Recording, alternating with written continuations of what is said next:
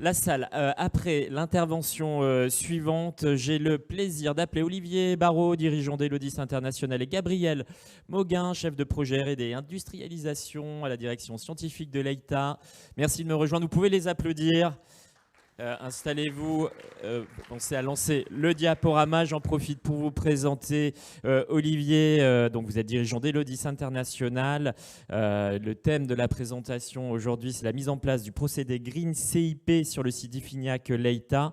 C'est une technologie que vous avez développée de régénération des solutions de lavage industriel, une solution que l'on peut retrouver sur le salon, notamment chez Fossélev, qui a obtenu le prix RSE de cette édition 2024 du CFIA, d'où le trophée que vous avez amené, Olivier. Quelques mots sur ce prix. Merci beaucoup. Oui, bonjour à tous. Bah oui, c'est une grande fierté, un prix collaboratif puisque c'est avec l'intégrateur de Process Foslev Process Solutions qui intègre la technologie Green CIP dont on va parler à l'instant avec le groupe Leita. Donc c'est le fruit d'une vingtaine d'années de développement et notamment beaucoup en Bretagne. On parlait de réseau en Bretagne. C'est vrai qu'il y a beaucoup d'acteurs dans l'innovation qui vont supporter ça, notamment l'Université Bretagne Sud. Et puis on a eu diverses collaborations qui ont conduit à ce projet-là qui a beaucoup de sens. Félicitations Olivier. Merci. En tout cas pour ce prix RSE. Gabriel, je l'ai dit, vous êtes chef de projet R&D industrialisation au sein de la direction scientifique de la coopérative Leita, entreprise coopérative laitière du Grand Ouest. Le siège est à Brest.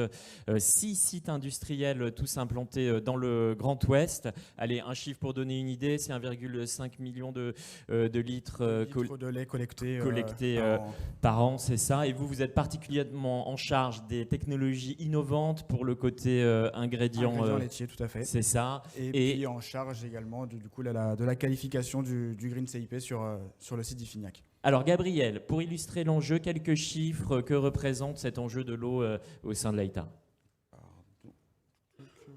La zapette fonctionne, c'est bon, c'est parti.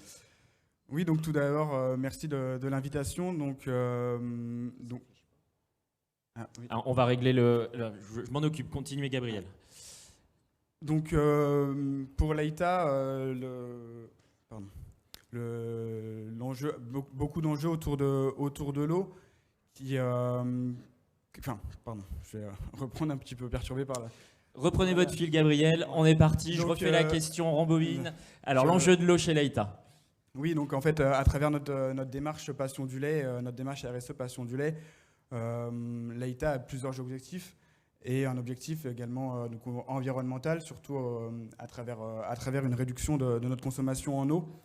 Et donc, pour donner quelques chiffres, illustrer avec quelques chiffres, l'EITA, c'est 3,5 millions de mètres cubes d'eau consommée en 2021. Et à titre illustratif également, la consommation d'eau par litre de lait transformé, chez l'EITA, on est aux alentours de 2,25 litres, pour une moyenne au niveau des industries laitières à 2,3. Donc, ce qui montre une moyenne intéressante pour l'EITA. Et puis un enjeu très important aussi, c'est au niveau de la raréfaction de cette ressource en eau, avec, comme évoqué précédemment sur les différentes interventions, un changement climatique qui impacte directement la présence et puis la nécessité d'utilisation derrière, et puis la présence d'eau et son utilisation, et limiter son utilisation derrière. Et puis on est également présent sur un bassin breton très concurrentiel où de nombreuses industries agroalimentaires sont présentes, et donc on a différents usages sur le territoire qui amènent de la concurrence.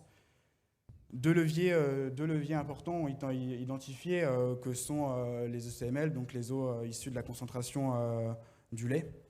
Et donc là on évalue chez l'EITA une source de potentiel 15 à 20% d'économie, en lien direct forcément avec l'applicatif, avec les décrets dont on a parlé précédemment. Et puis donc chez l'EITA, c'est environ 70% de cette eau consommée qui est utilisée pour les lavages, pour les NEP, les nettoyages en place, donc qui représentent la grosse majeure partie de l'eau utilisée. Donc des voies forcément d'amélioration et d'optimisation de cette eau. Alors quel type d'actions sont menées justement ? Donc avec la démarche RSE, on a un plan d'action qui est assez clair, donc avec des actions assez basiques, classiques de l'industrie agroalimentaire, donc la chasse aux fuites, l'installation de débitmètres pour contrôler, mesurer, connaître nos consommations, et puis également la limitation des nettoyages externes de camions et des sites. Et puis de la solution dont on va parler juste après, donc la solution de régénération des solutions de lessiviel à travers l'outil Green CIP. Et puis des actions autour de l'optimisation des lavages avec le test de nouvelles sondes telles que les OptiClean ou des nouvelles méthodes s'appuyant sur du digital, sur l'intelligence artificielle qui avait été présentée l'année dernière, entre autres à travers Trasos. Et puis des réflexions aussi également à travers la conception de la NEP du futur, du nettoyage du futur. C'est clair, Gabriel. Alors, focus sur la solution Green CIP avec Olivier. Prenez le micro. Finalement, ou alors, oui. Vous continuez, Gabriel. C'est encore moi, oui. Je vais prenez votre temps. Parler du partenariat qu'on a entrepris avec Elodis depuis l'année 2017-2018. Et puis différents sujets abordés dans ce partenariat à travers donc la réflexion autour de la NEP du futur. Donc c'était un projet NEP pur à travers une NEP on va dire dynamique qui tout en respectant un tact mais qui va permettre de gérer ses consommations et d'aller optimiser le nettoyage en place de l'industrie. À travers également l'installation d'un Green CIP donc sur Ifignac, qui est parti d'abord d'une phase d'essai débutée en 2017 et puis qui a eu lieu cette phase d'essai qui s'est découpée en 3 phases, avec une phase d'essai sur un équipement, puis testé sur la soude régénérée sur des outils membranaires, et puis derrière une utilisation de cette soude en mixte avec de la potasse sur des outils membranaires, dont Olivier précisera plus tard l'utilisation, et puis également l'utilisation de capteurs OptiClean. Donc c'est un capteur avec un signal UV-IR qui permet de lire en fait la charge que l'on a dans notre solution. Et donc ces capteurs sont en partie utilisés sur nos sites de Diffignac et en test sur Créin et sur le site de Créin et sur le site de Landerneau. C'est clair. Voilà. Entendu, merci Gabriel. Focus sur les enjeux autour du nettoyage en place, Olivier. Oui, merci beaucoup. Juste un petit rappel, même si je pense que beaucoup sont un petit peu au fait de la problématique des nettoyages en place, mais c'est toujours important quand on aborde une usine de remettre les choses au clair sur les enjeux globaux liés au lavage. Évidemment, l'enjeu de l'eau est central, on l'a vu dans le cas des laitiers comme l'Aïta, où effectivement on est souvent dans des franges de 50 à 70% de l'eau qui peut être consommée au niveau des nettoyages, donc c'est majeur, on va dire, comme axe. Et donc il y a ce bon vieux cercle d'usineurs qui définit ce qu'on va appeler le tact, comme on bien avait un effet mécanique, donc c'est beaucoup d'eau et de pompage, donc c'est aussi de l'énergie thermique parce qu'on va chauffer les solutions, donc dans un contexte aussi de décarbonation dont on a beaucoup parlé par exemple l'année dernière et encore aujourd'hui, c'est évidemment essentiel. Il y a le facteur chimique et on consomme beaucoup de détergents, on y reviendra, puis c'est l'objet de la démarche, dont il ne faut pas oublier que dans un bilan, carbone, justement, ça rentre en ligne de compte parce que le facteur émissif d'une soude ou d'un acide nitrique, par exemple, sont particulièrement forts. Et puis, il y a le facteur temps, alors, qui est le temps de contact pour que les 3 autres facteurs agissent efficacement, alors qui est souvent une recette un petit peu standard, même si elle a été qualifiée et qu'on répète tant qu'on n'a pas de problème bactériaux, on va dire. Donc ces 4 facteurs réunis, c'est à chaque fois des facteurs d'émission, d'énergie, d'eau, donc d'un point de vue environnemental, c'est clé. Il y a aussi un enjeu, quand on parle de temps, de productivité, de performance industrielle. Et ma démarche depuis une trentaine d'années, ça a toujours été d'aborder ces sujets de l'eau et l'énergie, pas simplement pour faire des économies sur cet axe-là, mais d'améliorer la performance industrielle en tant que telle, qui est évidemment un autre levier. Quand on connaît le prix actuel de l'eau, il faut aussi trouver d'autres leviers pour les rendre efficaces et rentables. Et il y a le 5e facteur qu'on néglige souvent, et qui est souvent mal connu des industriels en termes d'impact, c'est le rejet avec le traitement sur la station d'épuration, qui est un investissement déjà, ça représente un CAPEX, et des coûts opérationnels dont il ne faut pas oublier que le coût de fonctionnement, par exemple, électrique d'une station d'épuration est directement proportionnel à la DCO qu'on lui envoie, la charge organique. Et une laiterie, par exemple, c'est rapidement entre 6 et 8% de la facture électrique consacrée à une station. Donc, toujours, c'est important d'avoir une vision holistique du sujet, et on y reviendra sur le sujet RSE par rapport à la démarche qu'on a eue. C'est l'eau est un focus, mais ça n'est pas le seul en l'occurrence. Donc, ce rappel étant fait, si je parle de la techno en question, donc l'innovation est très forte, puisque là on parle du coup, comme parlait Jean-Luc tout à l'heure, on est dans la rupture technologique, ce qui permet, on va le voir aussi, de pivoter sur plein de choses, parce que du coup on peut s'autoriser d'aller beaucoup plus loin et de faire des retournements coperniciens sur des pratiques qui sont maintenant établies depuis très très longtemps. Alors ce qui crée aussi des freins, parce que forcément ça change énormément les habitudes ou la vision classique du lavage, mais grosso modo ce qui va se passer, ce que vous voyez à gauche, on va récupérer une solution qui est souillée, et notamment avec beaucoup de matière en suspension qui présente un risque bactériaux. Or, l'objectif du lavage, il ne faut pas oublier, c'est vraiment évidemment d'avoir une sanitation des installations qui permettent de produire sainement les produits qui vont sortir de l'usine.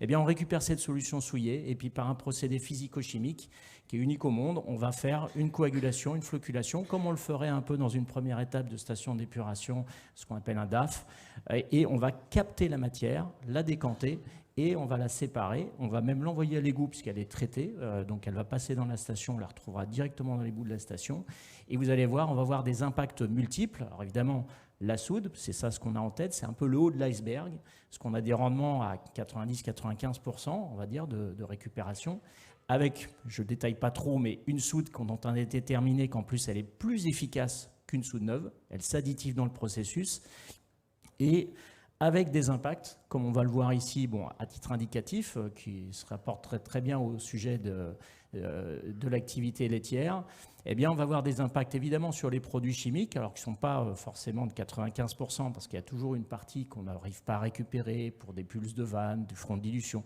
mais très souvent dans un objectif de 75% de réduction des produits lessiviels, et puis de réduction de moitié des consommations d'eau, des consommations d'énergie thermique, puisque je n'ai pas donné les ordres de grandeur tout à l'heure, mais sur les lavages d'une activité de ce type-là, laitière, eh bien, on va avoir 15 à 20% d'énergie gaz qui est consacrée au lavage. Donc c'est aussi, en termes de décarbonation, un levier important.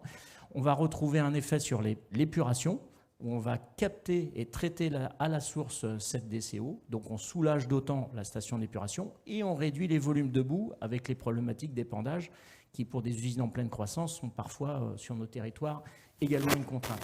Et puis on va agir sur les temps de lavage eux-mêmes avec une réduction voilà, qui peut être de l'ordre de 10% sur les temps de lavage, donc c'est aussi un facteur fort de productivité. Alors, on parle de RSE.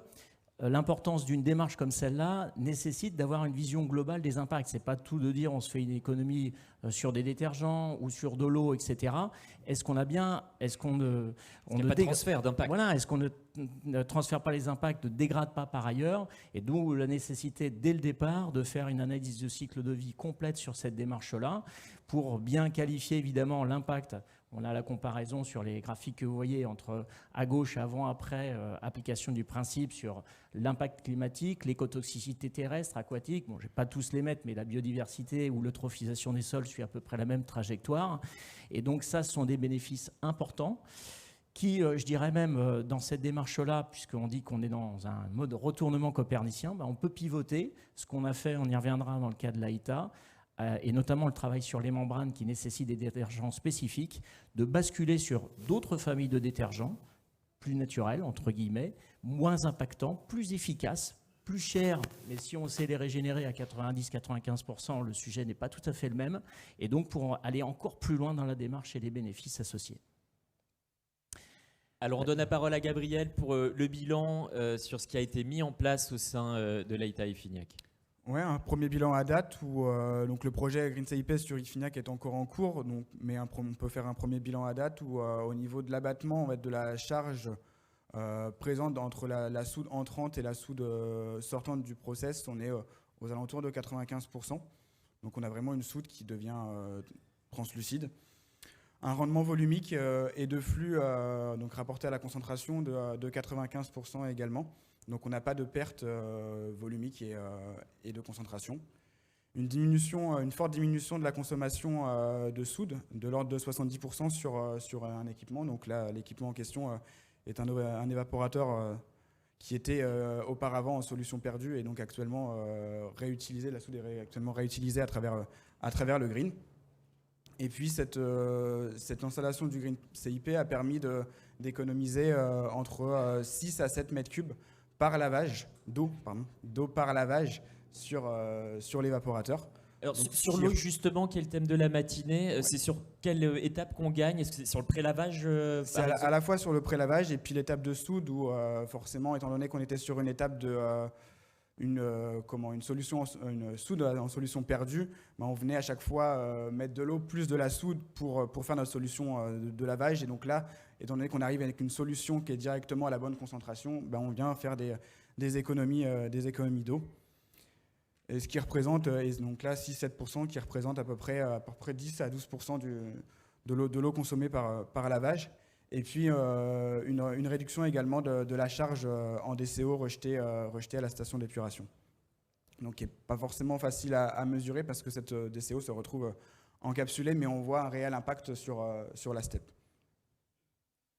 Quelles sont les perspectives, Gabriel? Et donc les perspectives au sein de ce partenariat avec Elodis, donc c'est le déploiement de Green CIP sur les autres sites Leïta. On voit un impact positif.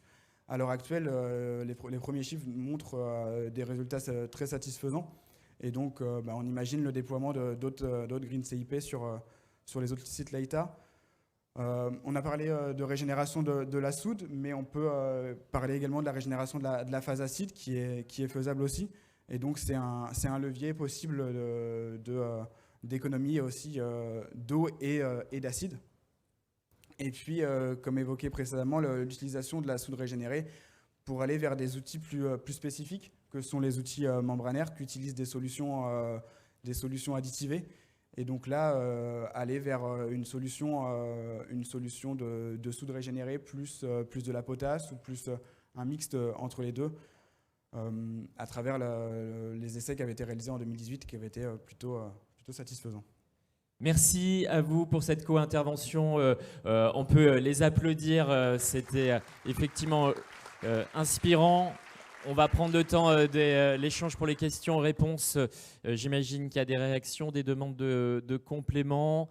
Alors, un micro circule dans la salle. Amélia et Maria. Est-ce qu'il y a une question, une demande de précision? Alors, première question, allez, je me lance, je me tourne vers Marie s'il n'y a pas de questions. Marie, vous avez présenté différents cas d'application. On voyait des sources de progrès très significatives. Est-ce à dire que c'est des solutions qui sont déjà en place de façon assez commune ou au contraire, c'est plutôt des expérimentations? Et ce qui voudrait dire qu'en fait, on a un large panel de progrès possibles si on met en application ces solutions?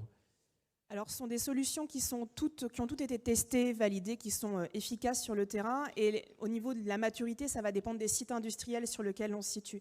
Il y a des clients avec lesquels on travaille sur l'économie de la consommation d'eau depuis plus de 10 ans. Sur ces sites-là, ces solutions, elles sont déjà en place, ou en tout cas, il reste quelques leviers. La chimie a fait quelques grosses avancées ces 2 dernières années avec vraiment des nouveaux produits. Je pense à des produits sans rinçage, des désinfectants sans rinçage. Ça, c'est des solutions plutôt nouvelles. Les autres solutions, elles existent depuis longtemps, mais ça va vraiment dépendre du niveau de maturité des sites. Je me tourne vers Olivier et Gabriel sur le projet Green CIP. Est-ce que c'est un procédé, un peu, c'est la même question, déjà opérationnel, ou est-ce qu'il faut l'adapter au cas par cas? On est dans un mode expérimental ou au contraire c'est déjà facilement duplicable dans d'autres situations comme celle de Leïta? Non, c'est une solution qui est déjà standard. En fait, le CFIA pour nous a toujours été l'occasion de petits événements, comme effectivement la célébration aujourd'hui à travers cet exemple-là du trophée RSE. Mais il y a une dizaine d'années, on avait signé le premier contrat industriel avec la Silam, qui est à La Réunion, qui est un site à la fois laitier, qui fait de la crème glacée, des jus, etc. Et depuis plus de 10 ans déjà, une installation de 4 mètres cubeurs tourne sur ce site-là de façon continue. On n'a jamais jeté ni la soude ni l'acide. Il y a une grosse cuve de 40 mètres cubes de soude et l'acide nitrique également qui est régénéré. Et pour donner quelques ordres de grandeur, chaque année, c'est plus de 50 000 mètres cubes d'eau économisés, ce qui à l'échelle de La Réunion et d'une usine comme celle-là est considérable. C'est 1000 tonnes de vapeur économisées par an, c'est un tiers de la DCO, de la pollution qui est captée à la source, ce qui à l'époque a permis d'éviter un gros investissement d'augmentation de capacité sur la station. C'est également 1800 heures de temps de lavage économisé. Donc évidemment, vous vous doutez bien les enjeux et les impacts à la fois sur la capacité de la station de NEP, qui était un peu saturée, et également sur l'efficacité opérationnelle des lignes. Donc, sur la compacité, c'est souvent une problématique dans les usines, la mise en place d'un système qui finalement ne trouve pas sa place justement. Alors, on a mis à profit la période du Covid où effectivement on était moins en capacité quelquefois d'aller dans les usines pour travailler justement sur cet impact-là, parce que l'espace et la disponibilité des espaces dans les usines est assez compliquée, et donc on a développé un mode batch qui est le système qui est présent actuellement sur le stand de Foslev justement, et avec l'idée d'avoir tout un traitement qui se passe dans une seule cuve, et avec l'idée c'est de l'intégrer dans une NEP. Quand on fait une NEP neuve aujourd'hui, l'idée c'est pas d'avoir deux installations côte à côte. On a aussi raisonné notre métier en termes de décarbonation. Or, l'impact carbone d'Elodie, c'est des voyages et l'inox. Donc, plutôt que de faire deux installations côte à côte, on conçoit d'emblée une installation qui intègre le principe. Merci pour votre réponse. Des questions dans la salle. Alors, une question devant. Merci d'amener le micro. Il y en aura une au fond ensuite. Voilà, merci de vous signaler et merci de vous présenter avant d'intervenir. Bonjour, Caroline Ledesma, Société Couden. J'ai une question pour Marie. Je souhaiterais réagir par rapport à la problématique de tout ce qui est pré-lavage mécanique. Aujourd'hui, on se retrouve face à des opérateurs qui, avec le nettoyage à l'eau, c'est beaucoup plus facile, on va dire, c'est beaucoup moins fatigant. Quel levier on pourrait avoir pour, on va dire, pousser nos opérateurs à faire du pré-lavage mécanique et à peut-être diminuer tout ce qui est TMS, problématique de charge de travail. Oui, il y a une vraie problématique de pénibilité. Oui, pénibilité, oui. Oui, alors effectivement, quand on doit mécaniquement à la main ramasser, pousser, enlever les déchets, c'est plus contraignant que de pousser au jet d'eau. Enfin, si vous avez tous une terrasse, on joue à l'eau aussi quand on est au Karcher, c'est la même chose pour eux. C'est aussi plus simple. Donc c'est vraiment une notion d'engagement, de sensibilisation. C'est être sur le terrain avec eux, expliquer, réexpliquer. Alors il y a la méthode ferme qui existe. Personnellement, j'en suis pas très fan de dire on coupe l'eau pour l'instant et on démarrera l'eau un quart d'heure plus tard. Donc le premier quart d'heure, c'est du ramassage à la main, du raclage. C'est un peu brutal.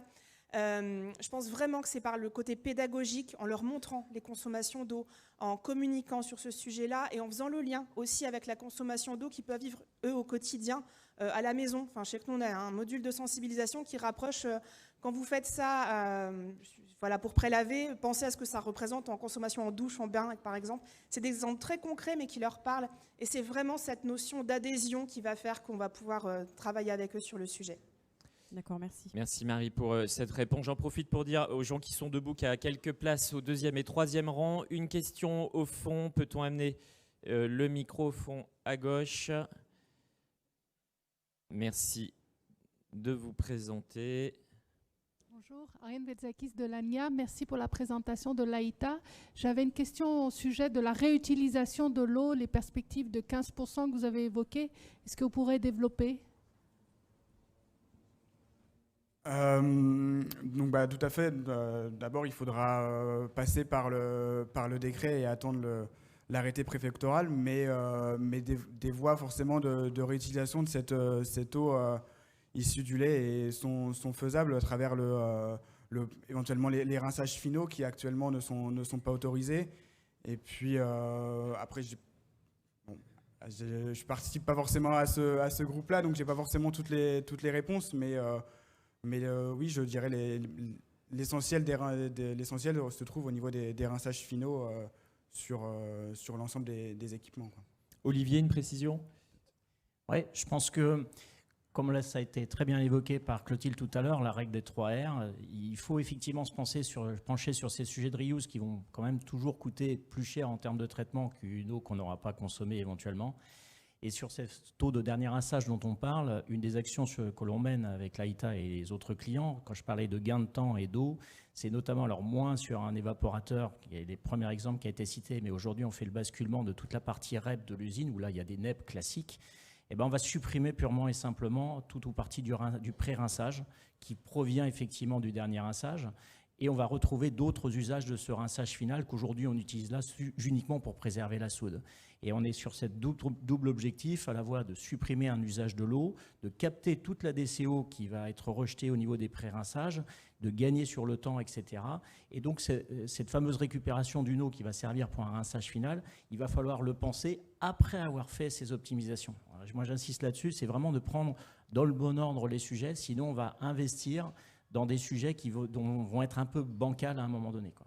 C'est très clair, il y a une méthodologie à suivre. Merci, on va remercier très chaleureusement les intervenants de cette séquence. On peut les applaudir à nouveau.